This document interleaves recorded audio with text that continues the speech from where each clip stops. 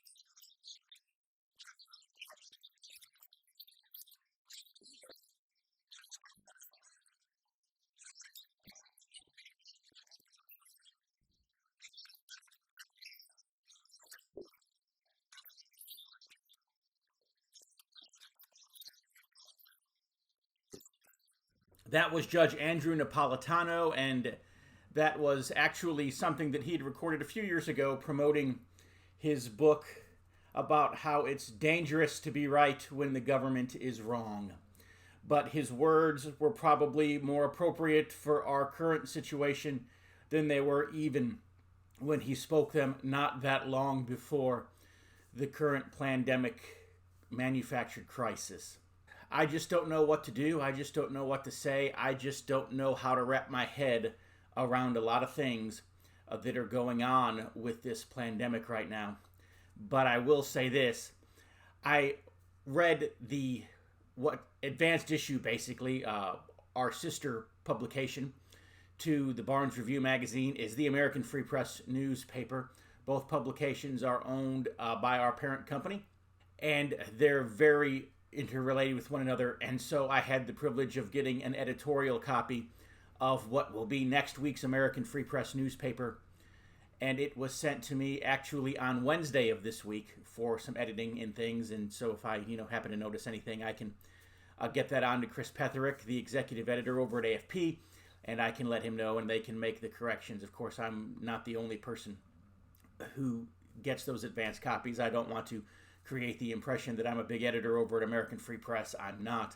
The reason I'm bringing this up is because I've just been not knowing how to process things, because sometimes you just don't know who to believe anymore. You just don't know what to believe anymore. You just don't know what is real and what is not real, what is factual, what is not factual. You lose your ability to process things in all of the mush and all of the hype and all of the hysteria and all of the fake news and all of the fake and hyped up statistics and all of the fear mongering. So mentally you just start to shut down. And that's kind of the place where I was starting to get. And then I got this advanced copy to look at of next week's American Free Press newspaper. And let me just say that it put the whole country and the whole world into perspective for me in a way that I do not believe that any single issue of any magazine or newspaper has ever done in my entire life. And I have read a lot of magazines and a lot of newspapers. One thing that I really like about the Wall Street Journal, for example, is the front page of the Journal. You have basically a little paragraph or two that summarizes every article in the Journal. And then you can go to whatever pages of whatever articles you want to read. But if you've read the front page of the Wall Street Journal, you've at least read a summary of the entire newspaper. And so the Wall Street Journal, I think, has done a better job than anybody of being able to be a big picture newspaper. And of being able to be a newspaper that can take a lot of things and put them into perspective for you in a very concise manner.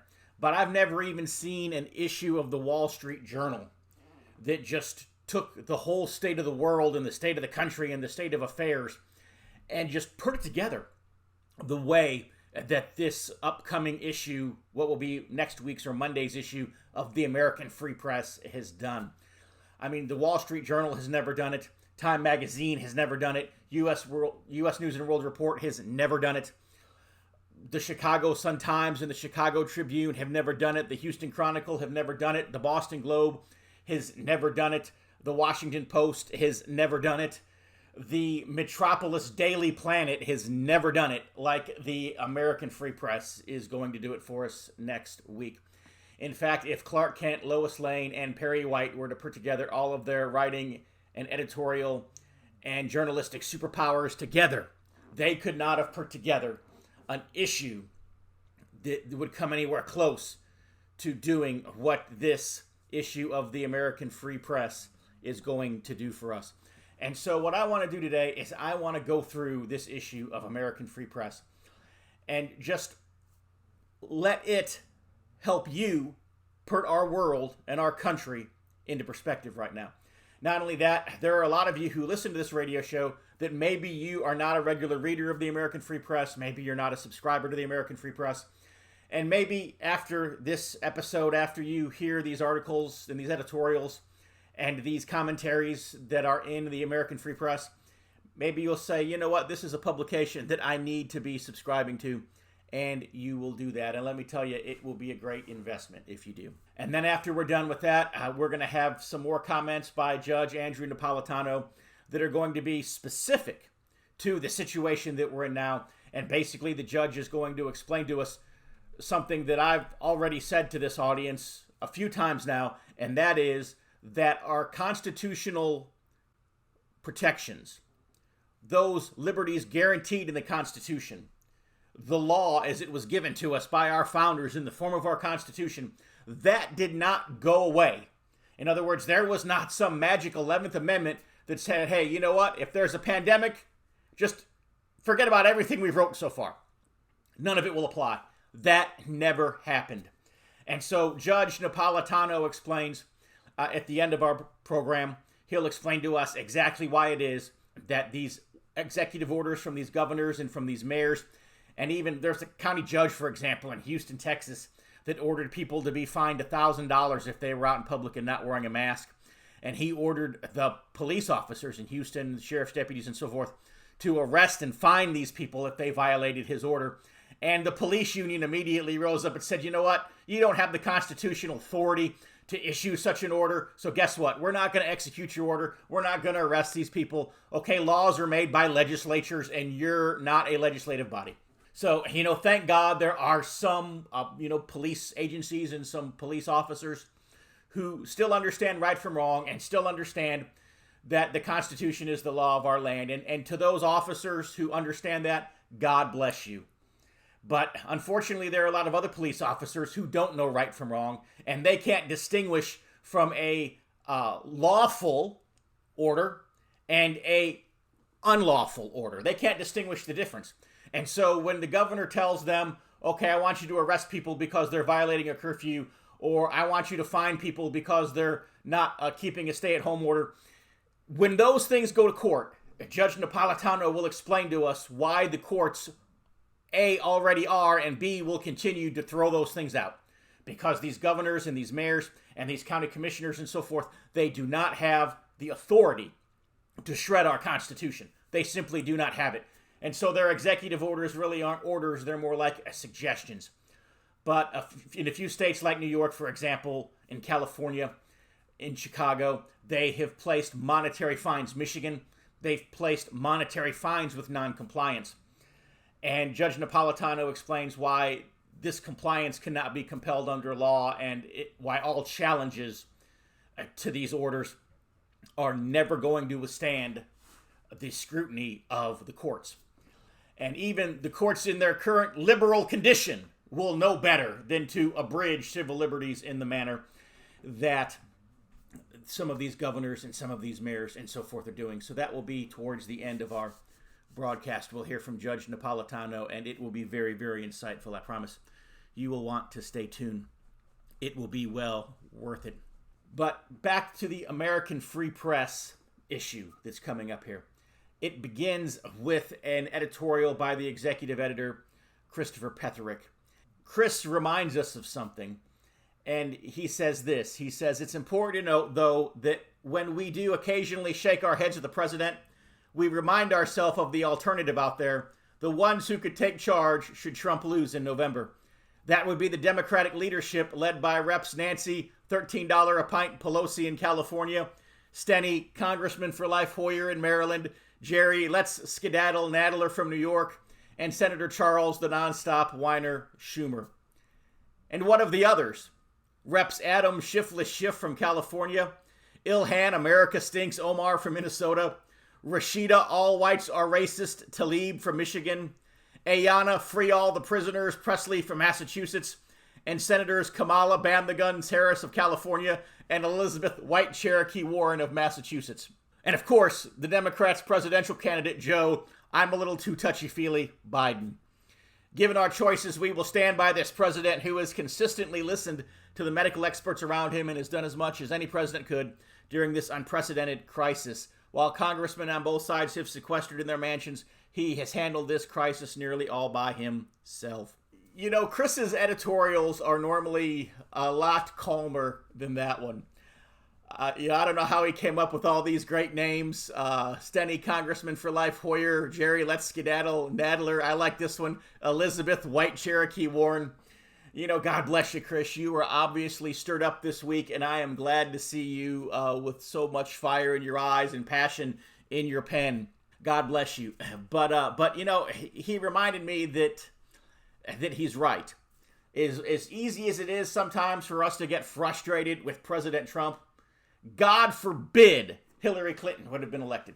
And as frustrated as I am sometimes with President Trump, and I will admit I'm a little frustrated with him right now. I just can't imagine what's going to happen if we end up with some of these Democrats. Of course, the truth is, I'm not going to go there. But that was the beginning, and of course, there was one big beef that I do have with the president right now, and it has to do with Roger Stone.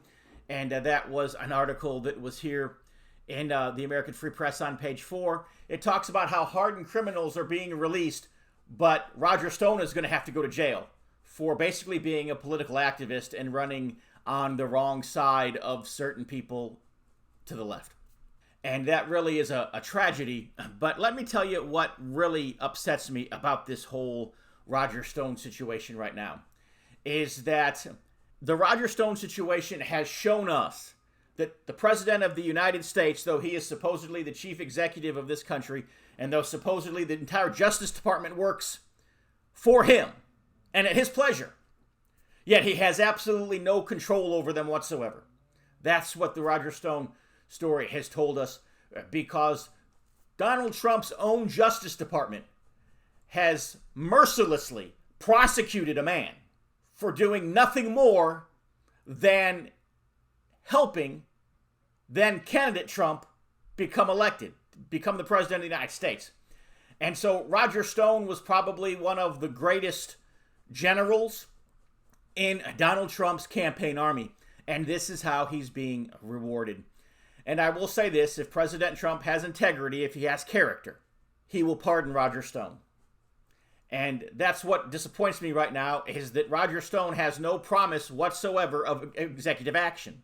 He's remained loyal to the president despite the fact that the president is not offering to do anything for him. Maybe you remember Chuck Colson. Chuck Colson was loyal to a fault to that point to Richard Nixon. And Chuck Colson went to the federal penitentiary so that Richard Nixon would not have to. And that might be what Roger Stone is doing here, because what we're seeing now is that supposedly there is an actual link between Roger Stone and Julian Assange. Now, I have no problem with Julian Assange. I realize that a lot of people in our government do. I have no problem whatsoever with Julian Assange. If anything, Julian Assange performed a great service to Donald Trump when he was a candidate. And, that is a debt that now President Trump owes to him that should be repaid simply in the form of saying, we are not going to persecute this guy and make a political prisoner out of him for having done nothing more than publishing the truth. But I don't want to get too deep into Julian Assange, but let me say this. Roger Stone, if he did have a relationship with Assange, and if that is what brought out those Hillary Clinton emails, which were very beneficial to Trump during the campaign, it was a very smart political move on Roger Stone's part. And that just makes, the president's debt to Roger Stone that much heavier. But the bottom line is President Trump is somebody who talks a lot about loyalty. And he talks about people in the Trump organization and how they are loyal to him. Well, President Trump needs to be loyal in return to the people who are loyal to him. And I can't think of anybody who has been more loyal to him than Roger Stone. And so the least thing that President Trump can do is pardon Roger Stone. In fact, it should have been done yesterday. And I will admit that I am going to lose a bit of respect for President Trump if he does not pardon Roger Stone, just as I've already lost a bit of respect for President Trump in the fact that he has not yet pardoned his campaign manager, Paul Manafort, another man who was only being prosecuted because of his association with and his hard work in the Trump campaign. Again, I'm reminded of what Chris Petherick said. As easy as it is to be upset with the president even over these things, Do we really want Joe, I'm a little too touchy-feely, Biden to be our next president? Do we really want Elizabeth White Cherokee Warren to be our next vice president? Do we really want for, Adam Schiff Schiff or Ilhan America Stinks Omar, maybe, or Talib?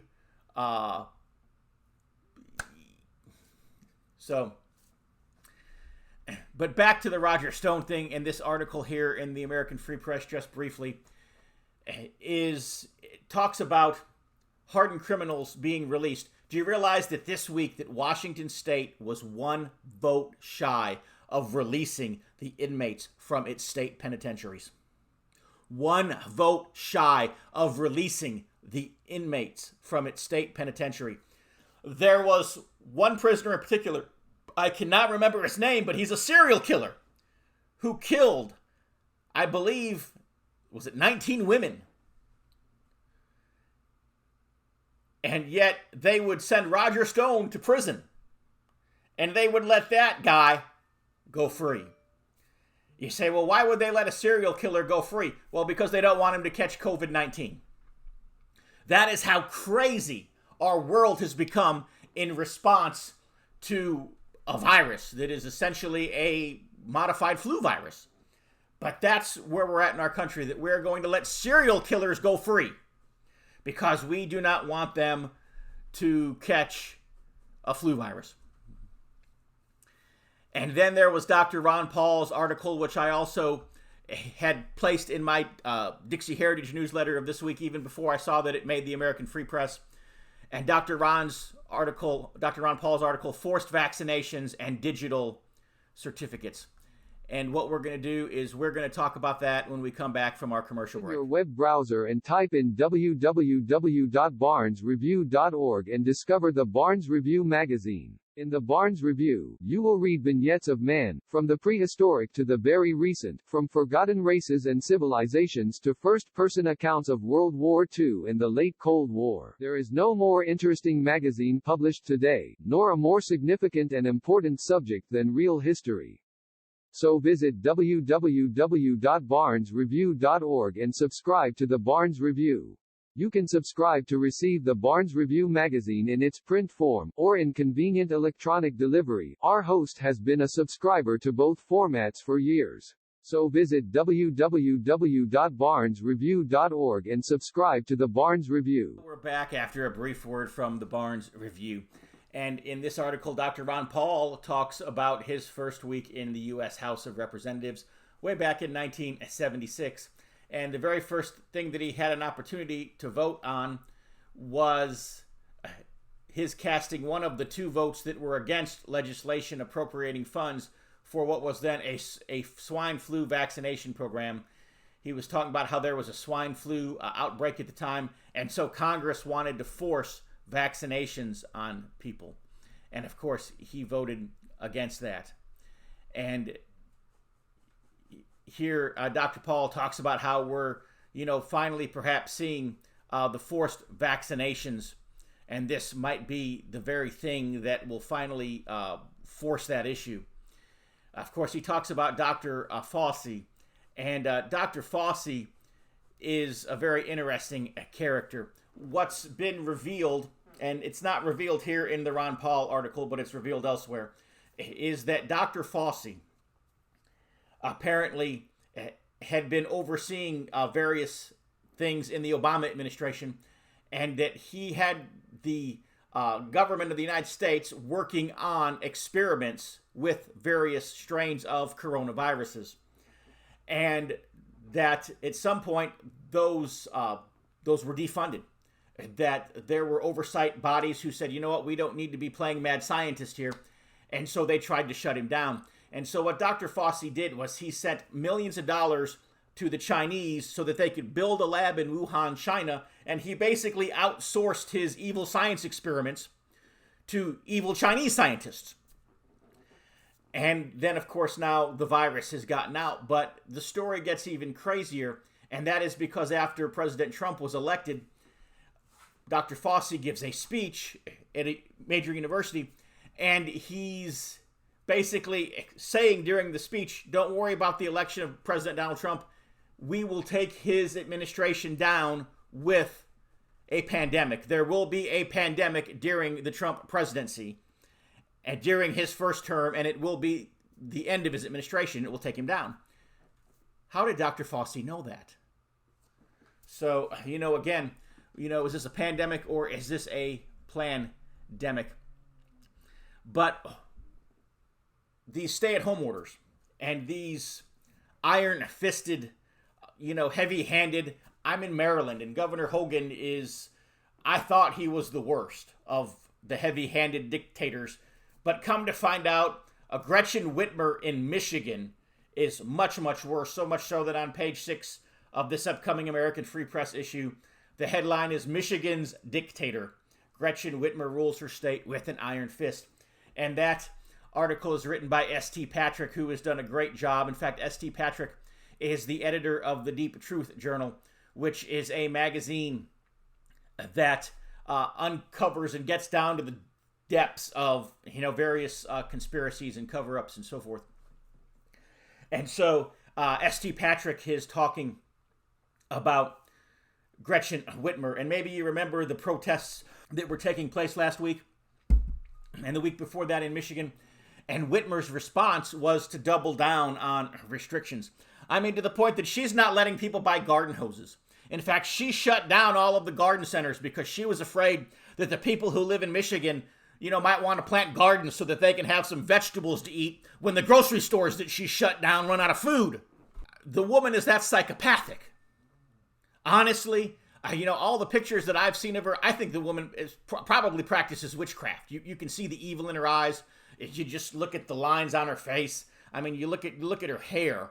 I mean, she looks like she's in a Halloween costume, and she's really just dressed, to perform some function of state that day. She's just going to the office. She's just having a press conference. I mean, this lady is just out there. Judge Napolitano here at the end of our program is going to explain why Governor Whitmer and the others' orders are just butkus. Then on page 8, we see that the Bilderbergers are postponing their 2020 meeting. That's an article by Mark Anderson, and Mark, of course, he has done a great job through the years of keeping up with all of the Bilderberger activity. But what really got my attention in this issue was in page 12. The article is called The New Feudalism, and it was written by Dr. Paul Craig Roberts. And Dr. Roberts, of course, was the Assistant Secretary of the U.S. Treasury under President Ronald Reagan. And it's a short article, and I'm going to read it for you because it just puts a lot of things into perspective here. It asks the question, are we brewing a new feudalism? The answer to the question is yes. The large bailed-out creditors will end up with the property of the non-bailed-out debtors who are being pushed deeper into debt with bailout loans and fees and penalties for missed debt payments. Write-offs for the 1% and more indebtedness for everyone else. Turn your mind to the economy. The U.S. has a workforce of 164 million. The unemployment forecast from the work close downs is 30%. That would mean 49 million people who are potential rioters. We are halfway there with today's report of a 16% unemployment rate with 22 million unemployed. Many of these people were already living paycheck to paycheck and could not raise $400 cash for an emergency, and now their debts leave them with no discretionary income. As they could barely service their debts when employed, how do they service them when unemployed and when their small businesses are closed and incurring costs but have no revenues? Loans further indebt them. The cash payouts to the unemployed might cover food and housing but will not service their debts. Fast food franchises and stores and malls are saying they are not paying their rents for 3 months. So the mall owners won't be able to pay their creditors. The bailout works for no one except those who caused the problem. As they are being bailed out, they will have the money to buy up or foreclose on the bankrupted businesses. More property will be concentrated into fewer hands. The bailout scheme, concocted by the New York banks and President Donald Trump's Treasury Secretary Steve Mnuchin, who earned the nickname of Foreclosure King during his Wall Street career, leaves creditors whole and debtors deeper in debt. The more debt is concentrated in fewer hands, and the more indebted everyone else becomes, the less consumer purchasing power there is to drive the economy. The foreclosed assets become less valuable as their profitability declines with consumer purchasing power. The destruction of the U.S. economy has been underway since global corporations moved middle-class jobs offshore. It has been underway since the financial sector diverted a large share of consumer income to the service of debt. It has been underway since corporations invested their profits in buying back their own shares instead of expanding their production capabilities. It has been underway since quantitative easing inflated stock and bond prices beyond realistic values. It has been going on since the rules against concentration were set aside and the Glass-Steagall Act was repealed. It has been going on since endless wars crowded out infrastructure investment and social safety net expansion. Is this a plot or stupidity? Whatever the answer, the economy is being destroyed. The economic problem is that private sector debt, both personal and corporate, is too great to be paid. The problem existed prior to the close down. The close down means that there is even less income with which to service the unsustainable level of debt. This is not a problem that can be fixed with more debt. The problem is that banks lend to finance the purchase of existing financial assets, not to expand the economy's productive potential. The problem is that corporations use their profits and borrow money in order to buy back their own equity instead of investing in their businesses. The executives indebt the corporations while capitalizing them, and they are rewarded for doing so with performance bonuses.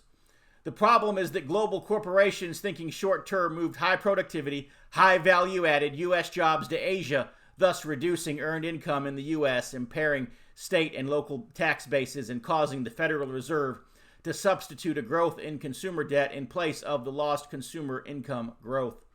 The people in charge of the fix are only fixing it for themselves in a short-sighted way. There is only one way to fix the situation, and that is to write down private sector debts to levels that can be serviced. As the creditors are being bailed out regardless, their loan losses don't matter. The bank and corporate bailouts are an opportunity to fix the economy in other important ways. In effect, the bailouts amount to nationalization. The government should accept the ownership that it is purchasing. Then the government can break up the too big to fail banks and separate investment from commercial banking without having to pass new Glass-Steagall legislation and without having to battle against the financial lobbying in Congress. Once broken up, the banks could be out of the financial system and restore financial competition. With corporations in government hands the jobs could be brought home from overseas. The middle class would be restored. These measures, together with a debt write-down, would restore consumer purchasing power. Pent-up demand would propel the economy to higher growth as occurred following World War II. This is a real solution to a real problem. But with the 1% in charge of the problem, we are not going to get a real solution. We are going to get more money used to push up prices of financial assets and paper over unsustainable debt and a dying economy with an artificially inflated stock market. The elite have failed us too many times. It is time to dethrone them. It's amazing how concise that article was and just how much perspective it gives us on the economy of our country right now, how it got here, and why it's only going to get worse, and why the actual so-called efforts to bail it out or to help it are only going to make it that much worse. After that, there was an article, again by St. Patrick, leftist media whitewashes allegations against Joe Biden. And of course, there are as many or more sexual allegations against Biden now as there were against Bill Clinton. And yet here just this week, Hillary endorsed Joe Biden. She endorsed Bill. She endorses Biden. You see a pattern there. Anyways, we'll move on. Americans suing China. World Health Organization also incites of irate citizens. An article by Donald Jeffries. And then another article by Donald Jeffries on page 15. China scrutinizes actions of every citizen. COVID-19 hysteria has summoned America calling for similar surveillance methods, and actually explaining how our phones can be used to track us.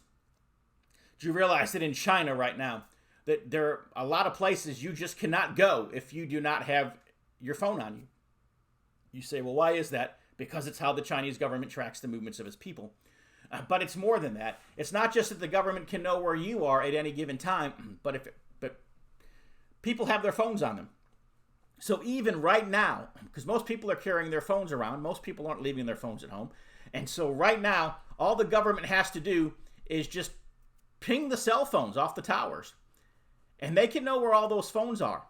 And this is what it tells them. Oh, well, there's 200 people over here. Oh, well, there's 150 people over here. Oh, well, there's 22 people over here. Or at least there's 22 phones over here. It's 150 phones over here. And, maybe that 150 phones is Sam's Club. And maybe, this 200 phones over here is a Walmart. But, what about these 22 phones over here? Maybe that's a church. We got to go shut that down because they're having a quote-unquote illegal meeting. And so right now, the government already knows if people are following the social distancing guidelines, if they're following the stay-at-home orders and so forth, because all they have to do is ping the cell phones, and they know where they're all at and how far they are apart from each other and where they're clustered together and so forth. And so the government can very easily tell, well, are people keeping their social distances? Are people, are there gatherings? Are there assemblies? Because God forbid people exercise their constitutional right to peaceably assemble. Are there people assembling together and so forth? And so the surveillance is already here. We just don't realize it. Of course, a lot of that surveillance tech is coming from Israel. And that is the subject of, the article on page 16, is that the nation of Israel and has some of the biggest tech companies in the world. And they're designing a lot of this surveillance tech, and they are just getting filthy rich over there off of this pandemic. But they're not the only ones getting filthy rich. On page 18, Dr. Kevin Barrett writes an excellent article. And he starts the article with these words. He says, America's real economy has been devastated by coronavirus lockdowns. More than 25 million jobs are gone. Retail sales are down almost 10%. Main streets have turned into ghost towns. But then he says this. He says, while ordinary American taxpayers get a $1,200 stimulus check, that's less than 1 week's average earnings, their taxes are paying for a $500 billion bailout of America's biggest corporations and a $4.25 trillion giveaway to the banking cartel. He calls this the biggest highway robbery in American history. And he also points out the fact that while ordinary Americans are losing their livelihoods, the billionaires are getting richer faster. In fact, the net worth of American billionaires has increased 10% as a result of the coronavirus pandemic. Jeff Bezos alone has made $25 billion on the pandemic. Now, I'm not criticizing Jeff Bezos for that. I mean, I understand that, Amazon is probably a great thing. I mean, the fact that I can go on a website and I can, anything in the world that I want to buy. If you thought eBay was great, I mean, anything in the world you want to buy, you go to Amazon and you find the best price and you order it. And 2 days later, they deliver it to your door. So, I know there are a lot of people out there who are, anti-Jeff Bezos. I don't have a beef with Jeff Bezos. I'm all for somebody who can develop a business plan, who can work their business plan, who can prosper in their business plan. Okay? And hey, Jeff Bezos just happened to have a business model that was perfect for a pandemic. If everybody's at home, they can't go to the store. So what are they going to do? They're going to have it mail ordered to their house, and he's got the biggest mail order business in the world. If anything, Jeff Bezos has done with the internet what Sears and Roebuck did with the catalog back in the 19th century and the early 20th century. But that does not change the fact that he's made $25 billion during this pandemic. And again, I'm not criticizing him for that. Okay? Because as far as I can tell, he's made it honestly. Okay? But there are a lot of other, billionaires out there, say, for example, George Soros or Bill Gates. They're not earning their money so honestly right now. There are a lot of corporations that are profiting from these government contracts and so forth related to the coronavirus. And they want to give us the boo-hoo, belly-hoo, oh, woe is us. We're not making whatever in our factories right now because we're having to make face masks. But the government is paying them billions of dollars to make them.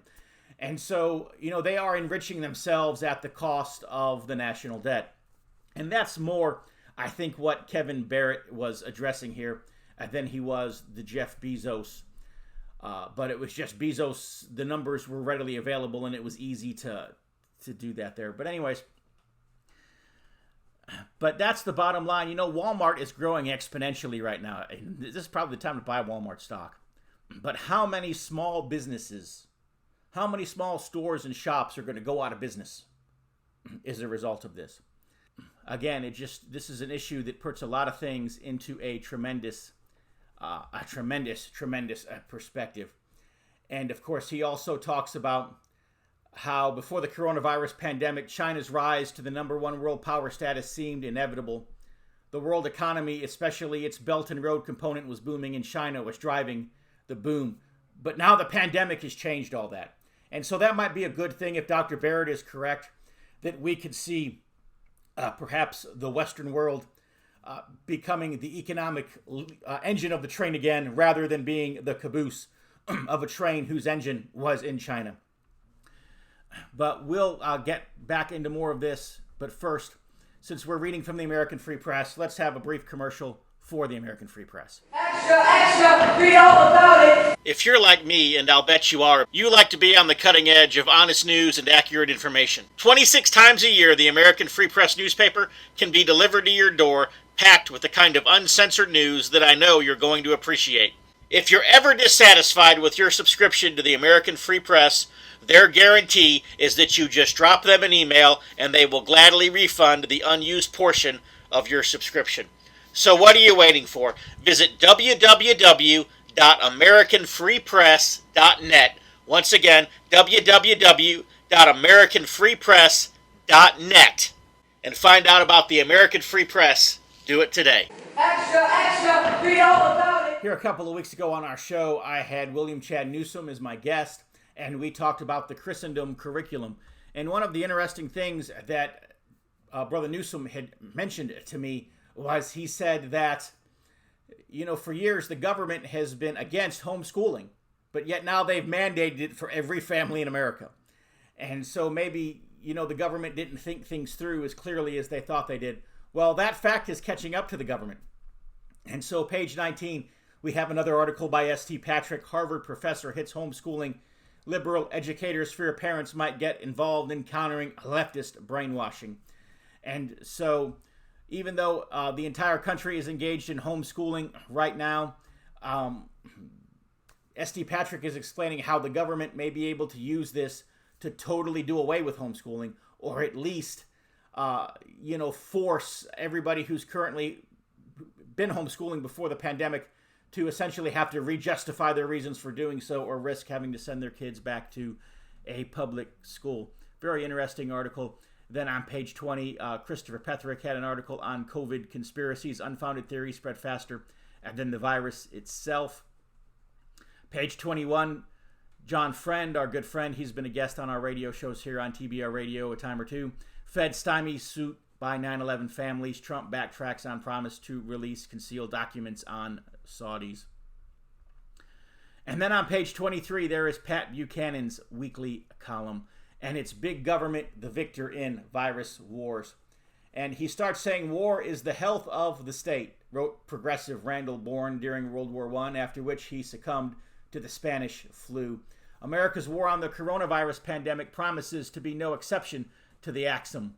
However long this war requires, the gargantuan state will almost surely emerge triumphant. Currently, the major expenditures of the U.S. government, as well as the growing share of total federal spending, are Social Security, Medicare, and Medicaid. None of these programs will be curtailed or reduced this year or next. And if the Democrats win in November, the nation will likely take a great leap forward towards national health insurance. Republicans are calling for a suspension until 2021 of payroll taxes used to finance Social Security and Medicare. While that would provide an economic stimulus, it would also blow a huge hole in the federal revenue and further enlarge the deficit and national debt. Even before the virus struck with full force in March, that deficit was projected at or near $1 trillion, not only for fiscal year 2020, but for every year of the new decade. The next major item of the budget is defense, considered untouchable to the Republican Party. Hence, a confident prediction, This generation will never again see a budget deficit smaller than $1 trillion. Indeed, the $2 trillion lately voted on to save business and keep paychecks going to workers will lift the deficit for 2020 above $3 trillion. As of March 1st, 2020, the nation was basically at full employment, with the lowest jobless rates among women and minorities in our history. Less than 2 months later, 26 million Americans are out of work. These workers will soon begin picking up unemployment checks, a new burden on the federal budget to which will be added the cost of expanding food stamps, rent supplements, and welfare payments. Consider education. Though Harvard, with its $41 billion endowment, was shamed into returning the $8.7 million in bailout money coming its way, does anyone believe the stream of U.S. revenue going into higher education will ever fall back to what it was before the pandemic? As for the $1.5 trillion in student loan debt, is it more likely that vast sum will be paid back by those who incurred the debt, or that it will be piled atop the federal debt? Congress has already voted to bail out our stressed hospitals. Now standing patiently in line for their bailouts are states and America's cities and counties. These governmental units are virtually all certain to face tax revenue and expanded social demands, leading to exploding deficits. Their case: you bailed out the businesses and the hospitals. What about us? When does our turn come? Majority Leader Mitch McConnell, anticipating a mammoth bill for bailing out states and cities, has suggested that governments be allowed to use bankruptcy laws to write down and write off their debts. It's probably not going to happen. Recall what happened when President Gerald Ford told New York City that Uncle Sam was not going to bail out the Big Apple? Ford to City, drop dead, was the famous headline splashed across the front page of the New York Daily News. Ford recanted, but he did not recover. His perceived callousness in the face of New York City's crisis, though that fiscal crisis was entirely of the city's own making, factored into his defeat by Jimmy Carter. Donald Trump is not going to give red state governors facing gaping budget deficits because of the coronavirus crisis the wet mitten across the face, for his political future will be decided by those states. Still, the cost of bailing them out promises to be enormous and to create a precedent for bailouts without end. Then there is the clamor already begun from and on behalf of the Third World, the IMF, World Bank, and the West. It is said we have a moral obligation to replace revenue shortfalls these nations are facing from lost remittances from their workers in the developed world. There is talk of hundreds of billions of dollars in monetary transfers from the world's north to the world's south. Anti-tax activist Grover Norquist once famously declared, "I do not want to abolish government. I simply want to reduce it to the size where I can drag it into the bathroom and drown it in the bathtub." What is more likely to be drowned in that bathtub is the philosophy that government is best, which governs least.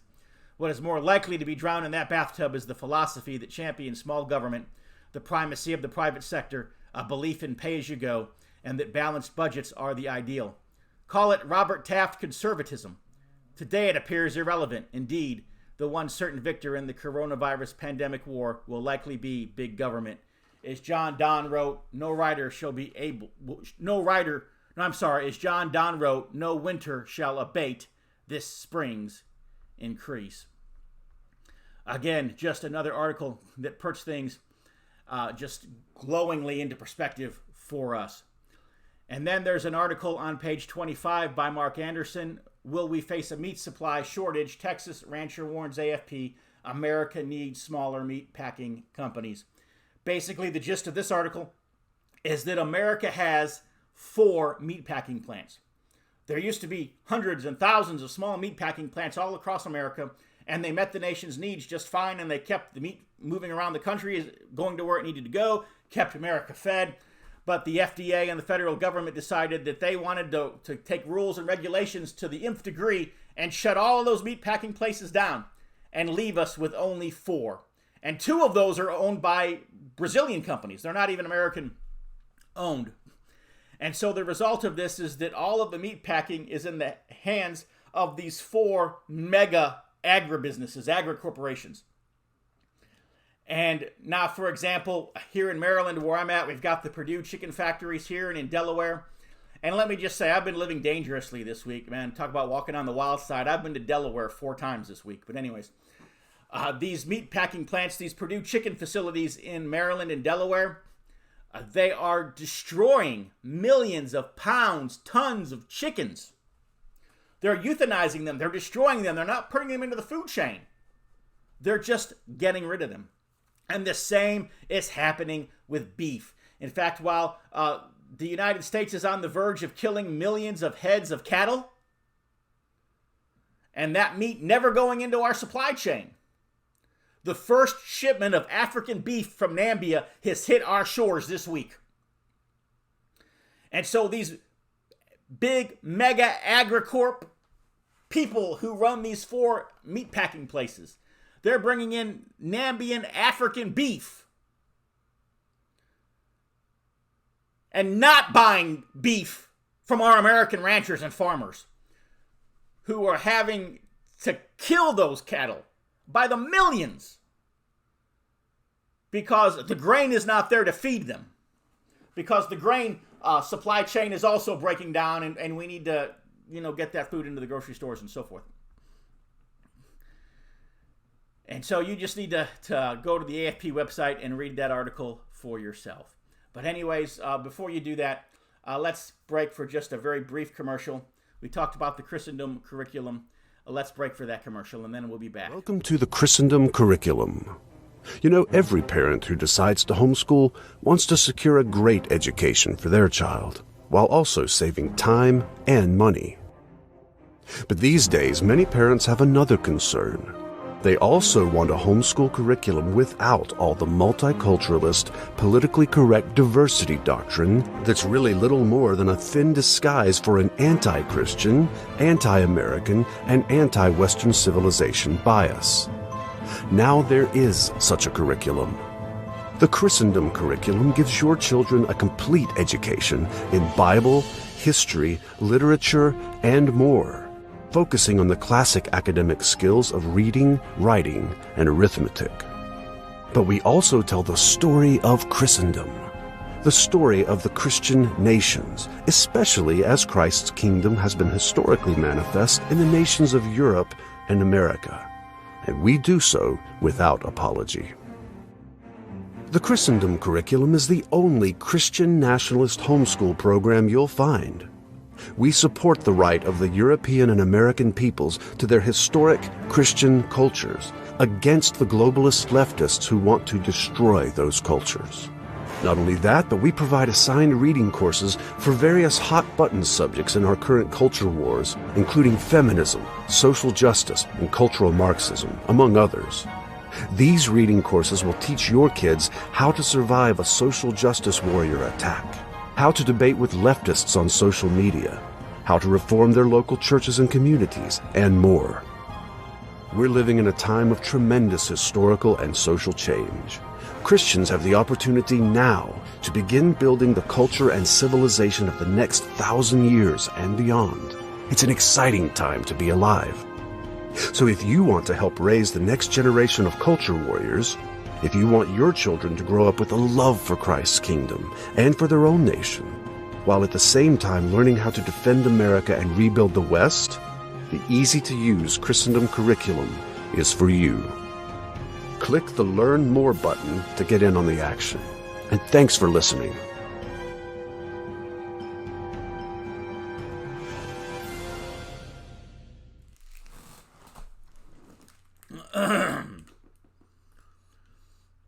And then to wrap up the issue as we come back from our commercial break, page 26, Richard Walker has an article, First the Coronavirus Pandemic, Now Oil Pandemic Hits the World. Who would have ever thought that we would see the price of oil going into negative digits and the oil companies literally paying people to take the oil off their hands?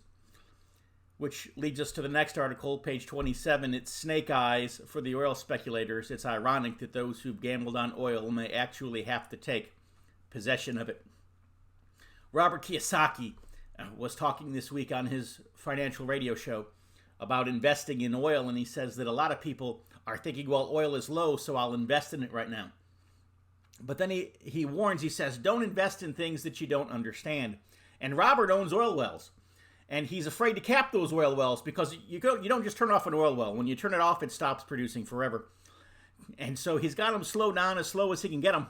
But he's saying that oil may never again be a profitable investment for what you might call the average investor. And even for people like himself, he said, who who have made a lot of money over the years in oil speculation. He said that he may very well lose his shirt on oil as well. And so he was advising people against rushing to invest in oil just because oil is low right now. John Friend had an article on page 28, Mainstream Using the Virus to Divide Americans Racially.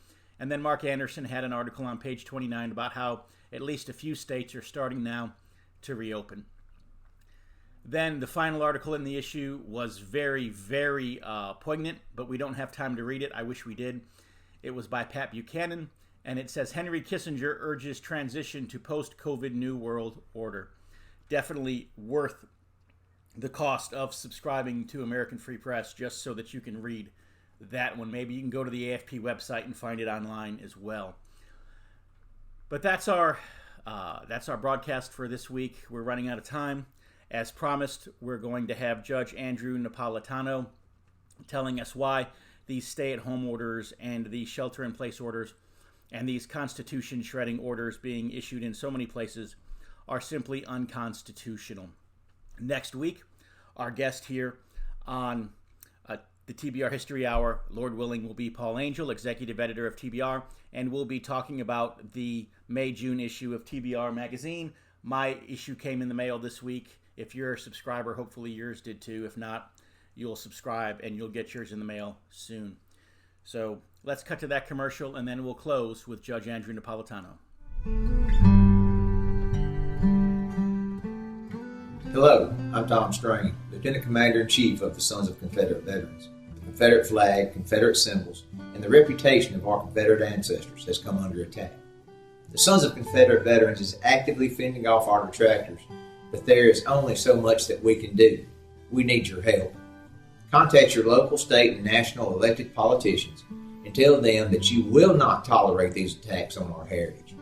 You can also visit scv.org, download an application to join us in our fight to preserve our Southern heritage. Visit scv.org today. If you don't have a Confederate ancestor and you are tired of American history disappearing, you can assist us by becoming a friend of the SCV. Please visit scvheritagedefense.org and make a donation to the Heritage Defense Fund.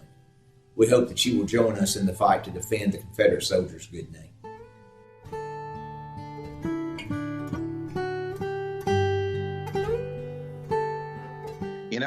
One of our colleagues sent me a cartoon of the framers signing the Constitution, and in this cartoon, Washington turns to Madison and says, let me get this straight. None of this counts if people get sick, right? Sort of a humorous way of mocking what's happening today.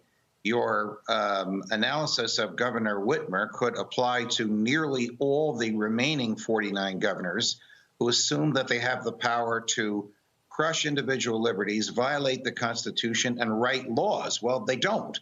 Laws in this country are written by legislative branches after public hearings and debates, so there's a transparency. So we would know why she doesn't want you to buy garden hoses. There'd have to be a rational basis articulated for it. But when the executive branch takes upon itself the role of not just enforcing the law, but of making up new ones, and when in the process it crushes basic fundamental liberties like the right to travel and the right to worship, never mind on Easter Sunday, but on any time you want to worship, we are witnessing the slow death, the death in slow motion of civil liberties, because these governors, these petty tyrants, will use this power again and again until some courageous federal court or an outraged public stops them. Hopefully it'll be outrage stirred up by the type of reporting that you and some of our colleagues have begun to be doing. And even some of our colleagues on the left have been doing some of this reporting. But basic human liberties are guaranteed in the Constitution. They can't even be taken away by the vote of a legislature, much less the command of a governor or a mayor. These executive orders look like orders and sound like orders. They're just guidelines. They don't have the force of law. There cannot be a criminal sanction for the failure to comply with them, because they are at their root just the whim of those in power intended to enhance their power. Yes. They are not valid expressions of constitutional doctrine.